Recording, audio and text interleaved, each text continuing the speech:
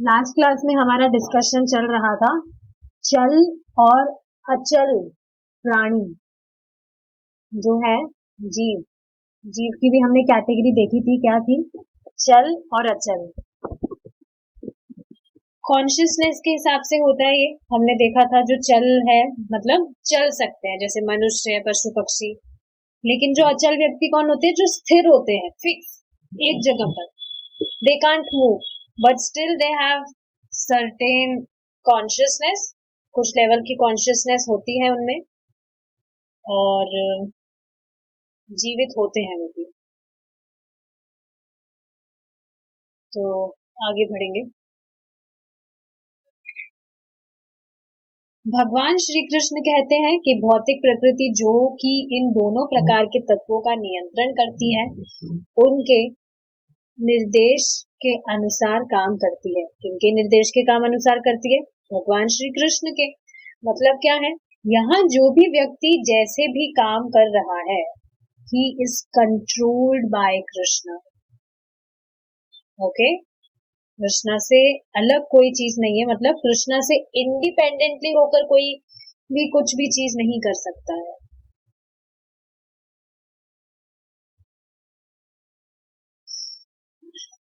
सर्वोपरि सत्ता है, ऐसी सर्वोपरि सत्ता है जो सबको नियंत्रित रखती है। ठीक है, किसी के समझ नहीं आती है, समझ के बाहर है ये चीज कि ऐसे कैसे हो सकता है। अपने आप हर कोई तो मतलब देखता है सारी चीजें अपने आप हो रही है, पर अपने आप नहीं होती है। There is a controller who is controlling everything. देखिए यहाँ भगवान क्या कह रहे हैं? The material nature is working under my direction, O son of Kunti, and it is producing all moving and unmoving beings. By its rule, this manifestation is created and annihilated again and again.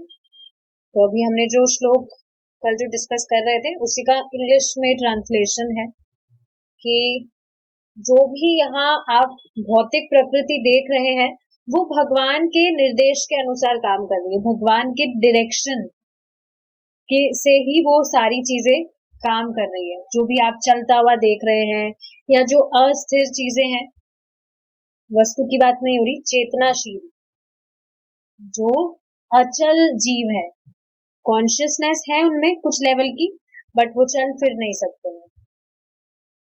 तो सभी के नियंत्रण भगवान में। सही ज्ञान के अभाव के कारण आधुनिक समाज या सभ्यता इस बात को नहीं समझ सकते हैं, इसलिए हमारा कृष्ण भावनामृत आंदोलन इस बात को लोगों को समझाने का प्रयत्न कर रहा है। तो देखिए, इससे एक बात समझ के आती है, प्रभुपाद कहते हैं कि लोग ऐसे ही मर रहे हैं, तो एटम बॉम्ब बनाने का क्या लाभ हुआ? लोग बना रहे हैं, कितनी रिसर्चेस, कितने बड़े बड़े प्रोजेक्ट्स चल रहे हैं कि एक जो पूरा देश है वो पूरे देश को उड़ा दे, शत्रुता कर बैठता है एक देश पूरे देश से, और इसी वजह से कितने रिसर्च वगैरह वो करते हैं। तो प्रभुपाद ये कहते हैं लोग तो वैसे ही मर रहे हैं, और एटम बॉम्ब बना के उनकी मरने की जो गति है आपने और बढ़ा दी। एक बॉम्ब हम मारेंगे तो व्यक्ति ऐसे उड़ जाएंगे, वैसे उड़ जाएंगे। काफी बड़ी प्रगति है ना? आप ये सोचिए, अगर बॉम्ब नहीं बनेंगे तब भी तो मृत्यु कोई रोक नहीं सकता है, मृत्यु तो वैसे भी आनी ही है। क्या बॉम्ब नहीं बनाते तो क्या उनकी मृत्यु रुक जाती? नहीं, मृत्यु तो वैसे भी आनी है। सोचना चाहिए, जितनी भी ये फालतू की चीजें हो रही है इनका प्रयोजन क्या है? प्रयोजन जो भी हो, पर लाभ तो कुछ भी नहीं है, बिना मतलब की चीजें हैं, अननेसेसरी। ठीक है, क्योंकि मनुष्य प्रकृति के सत्व, रज और तमोगुण से प्रभावित होकर कार्य करते हैं, इसलिए वे पागल जैसे हो जाते हैं। तो अब ये चीज समझ आ रही है, कोई भी व्यक्ति किसी भी तरह से व्यवहार कर रहा है वो उसके गुणों के कारण ही है। गुणों से प्रभावित होने के कारण वो खुद बाधित है उस तरह से काम करने के लिए। जैसे आप देखिए कोई व्यक्ति है बहुत ज्यादा आलसी होता है, ऑफ कोर्स उसकी जो सारी चीजें होती है जो वो करता है वो उसके अकॉर्डिंग होती है। आलसियों की तरह कुछ भी काम नहीं करता है, पड़ा रहता है, खाता रहता है, बस कुछ भी। लेकिन अब वो ऐसा क्यों कर रहा है? आप देख पा रहे हैं सबकी जो चेतना है, सबकी चेतना अलग अलग है। अलग अलग मतलब सबके इंटरेस्ट अलग अलग है। किसी को कोई चीज बहुत अच्छी लगती है तो वो ही चीज किसी व्यक्ति को बहुत खराब लगेगी। तो समझना चाहिए सब गुणों के प्रभाव के कारण है। किसी व्यक्ति को सादा सिंपल खाना खाना बहुत पसंद होता है, लेकिन दूसरी तरफ ही किसी व्यक्ति को बहुत मिर्च मसाले वाला खाना पसंद होता है। समझ पा रहे? गुणों का प्रभाव है सब।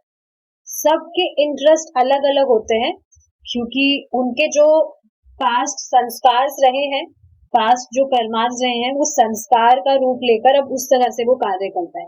तभी तो आप देखिए ना कि कोई भी व्यक्ति जो है, ठीक है, भक्ति कर रहा है, लेकिन भक्ति में भी कोई बहुत तेजी से प्रगति कर जाता है कुछ समय में, और कुछ जो व्यक्ति है, कुछ जो भक्त है, उनको बहुत ज्यादा टाइम लग जाता है, फिर भी जितनी प्रगति करनी होनी थी उतनी नहीं हो पाती है। बहुत सारे एग्जाम्पल्स हैं इसके। बात बस समझिए आप कि कुछ भी जो हो रहा है, कोई भी व्यक्ति किसी भी तरह से व्यवहार कर रहा है तो वो वैसे व्यवहार करने के लिए बाधित है। He is bound to act like that. क्यों? गुणों से प्रभावित है। और इसी वजह से आप देखेंगे कुछ लोग जो है एकदम पागल जैसे लगते हैं, मतलब कि दिखता है, आप खुद सोचिए कि कोई व्यक्ति जो है आपसे कुछ बात करता है, उसको खुद को पता नहीं होता वो बोल क्या रहा है। He is himself not conscious about that thing, that what is he speaking. उसको खुद को पता नहीं होता, बस कुछ भी बोलता है शोक में या कुछ भी कैसे भी। वह अपनी सहज स्वाभाविक अवस्था में नहीं है। हमने at the very first day ये डिस्कस करा था इस चैप्टर के पहले दिन ही कि कृष्ण भावनामृत आंदोलन का उद्देश्य क्या है, कि जो व्यक्ति की स्वाभाविक अवस्था है उसको वापस से उसी में लाया जाए। वास्तविक अवस्था क्या है व्यक्ति की? कृष्ण की, वो कृष्ण का सेवक है और वो कृष्ण को सर्व करे, राइट? है वो आत्मा, है वो भगवान का अंश, पर खुद की पहचान इस शरीर से करता है। तो उसकी जो स्वाभाविक अवस्था है, मतलब स्वाभाविक अवस्था मतलब स्टार्टिंग से ही वो भगवान का अंश है। स्टार्टिंग से ही जो भी उसे करना चाहिए वो भगवान को संतुष्ट करने के लिए करना चाहिए। पर जैसे एग्जाम्पल लिया था, कोई जो पागल व्यक्ति है, पागल वो कब होता है? जब उसकी जो नॉर्मल स्टेट है उस तरह से वो बिहेव ना करके उसके ऑपोजिट बिहेव करने लगता है। तभी आप देखेंगे ना, नॉर्मली भी आप किसी को कहेंगे या आपको कोई कहेगा, अरे तुम पागल हो गए हो, ये क्या बात कर रहे हो, या तुम ये क्या कर रहे हो, पागल हो गए हो तुम। तो इसका अर्थ क्या है कि आपको कोई चीज जिस तरह से करने के लिए एक्सपेक्ट किया गया था, आप उस तरह से काम ना करके उसको अलग वे में कर रहे हैं, बिल्कुल ऑपोजिट।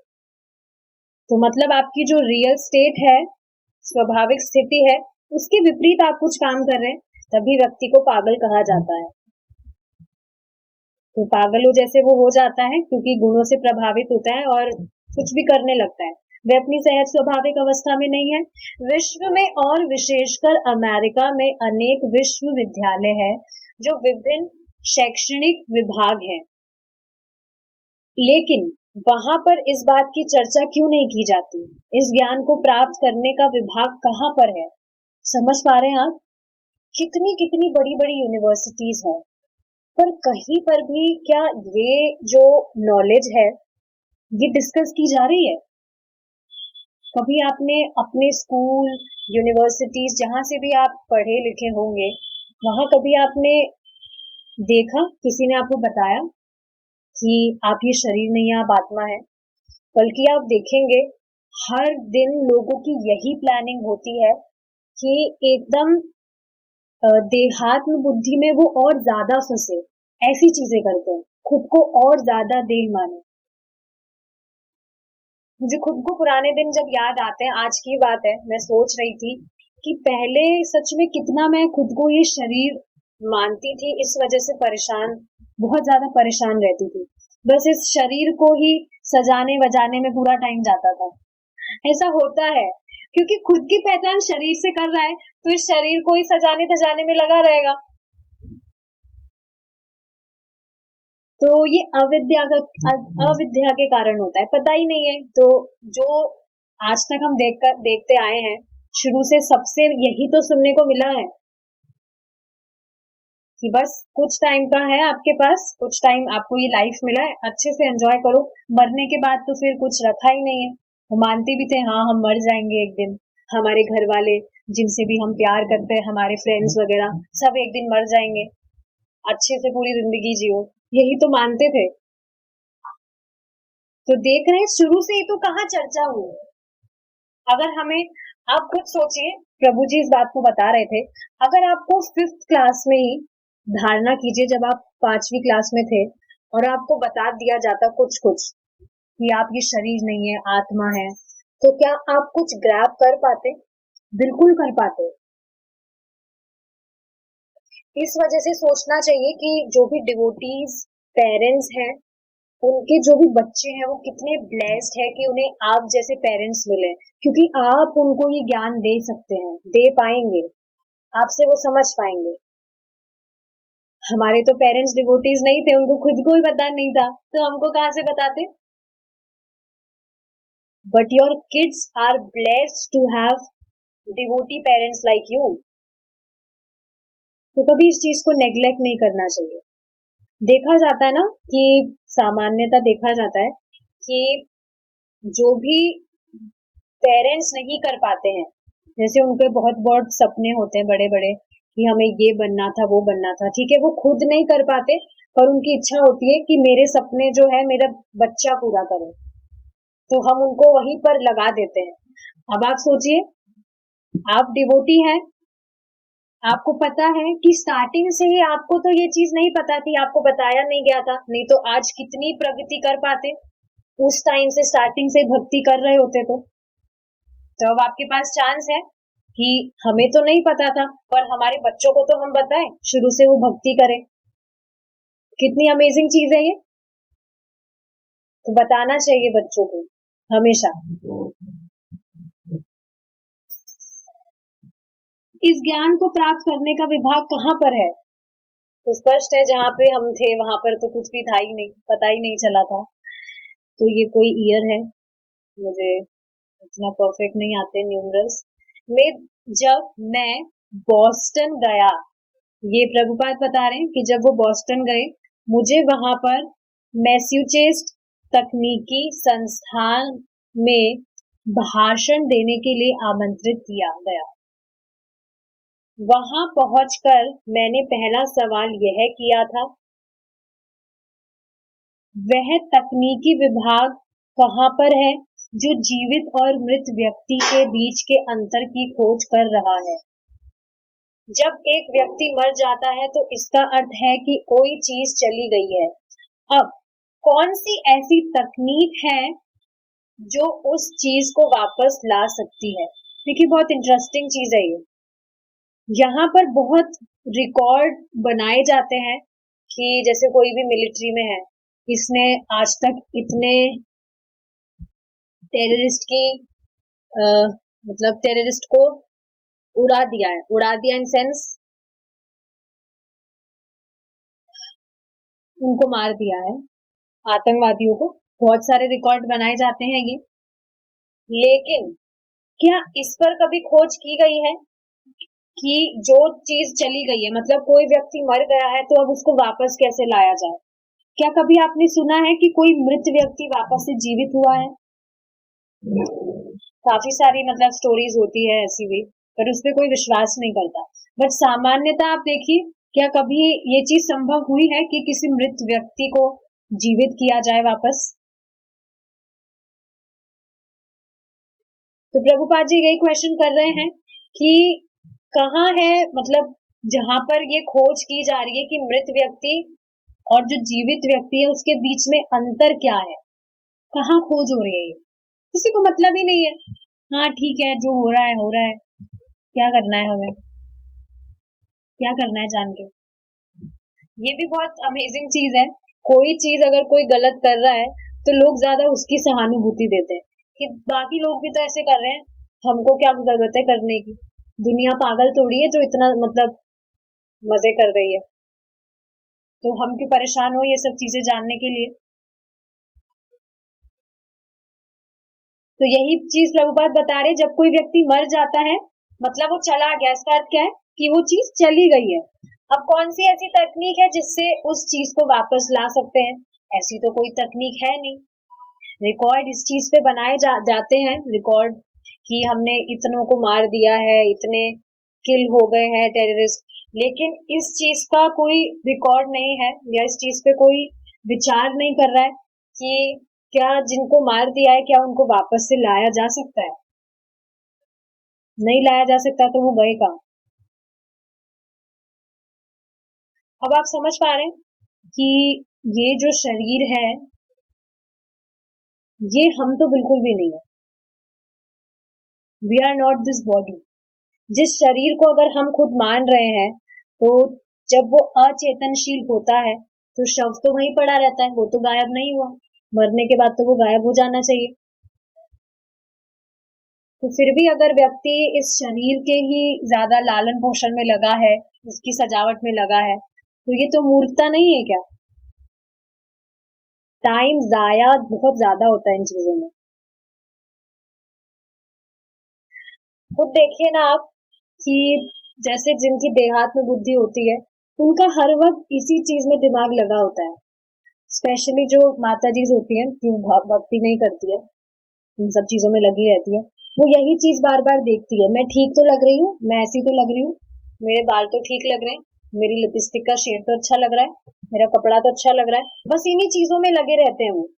देहात में बुद्धि तो है ये।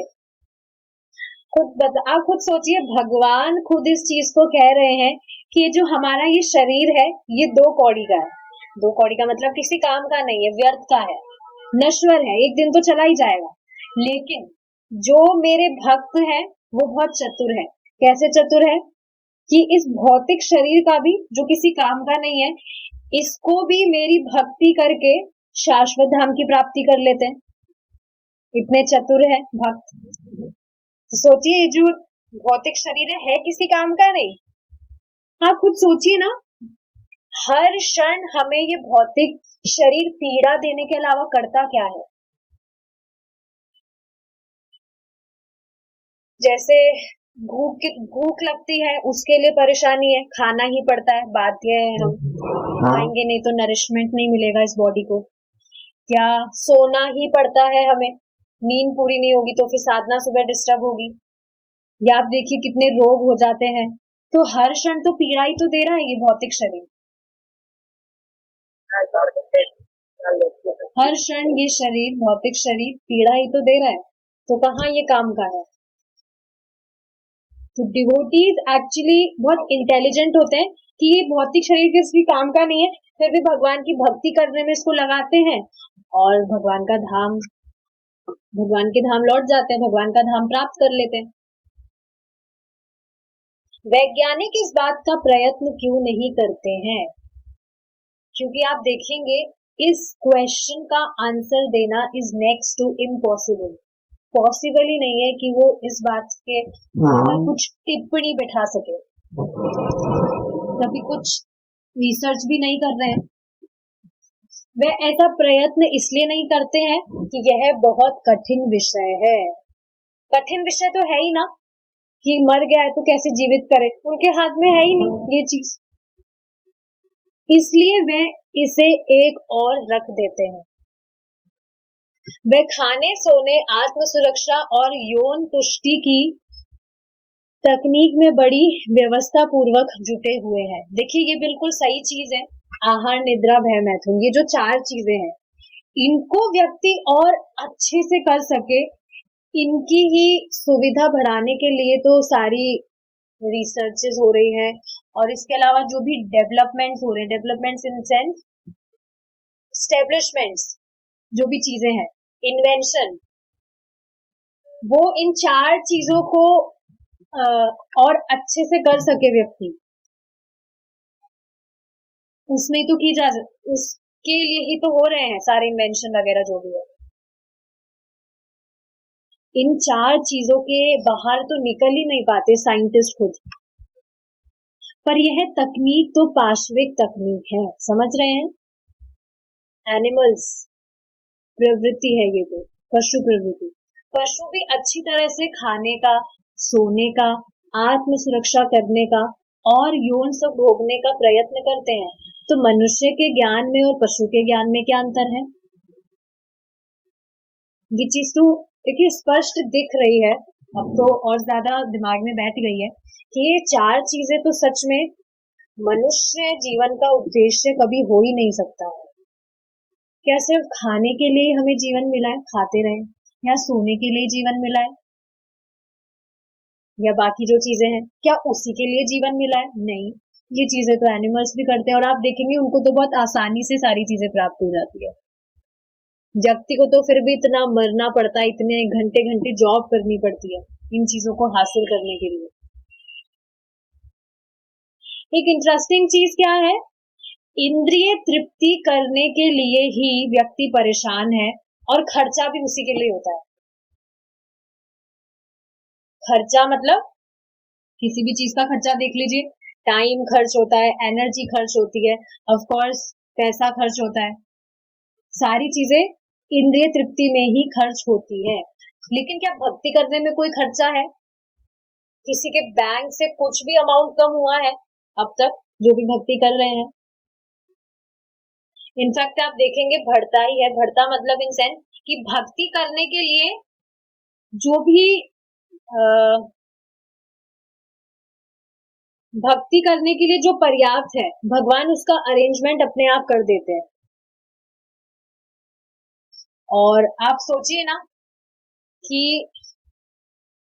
भगवान की भक्ति करना भी कितना ज्यादा सिंपल है। जीभ हिलाने में तो कहाँ कुछ मेहनत है, एक बार हिला के देखिए, हरे कृष्णा कृष्णा कृष्णा हरे हरे, हरे रामा रामा रामा हरे हरे, कहाँ कुछ मेहनत लगी? आप कुछ कैलकुलेट करके देखिएगा कि जब आप चैंटिंग करते तो आपकी कुछ कैलोरीज कम होती है क्या?